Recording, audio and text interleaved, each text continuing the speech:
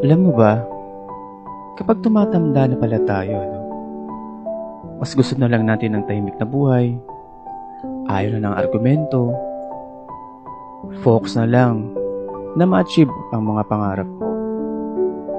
Kung dati, kapag may irarant ka, may problema ka, kailangan mong post sa social media. Pero ngayon, halos gusto mo nang i-deactivate. Kung dati, pinapansin mo pa mga naninira sa'yo. Pero ngayon, tinatawanan mo na lang sila. Kung dati, isang ayaw lang ng barkada sa gimikan.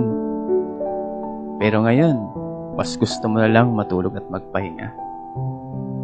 Kapag tumatanda ka talaga, ang dami mong nare-realize, no? Pero ngayon, ang gusto mo na lang ay tahimik at 100 bilyon piso sa buhay. Di ba?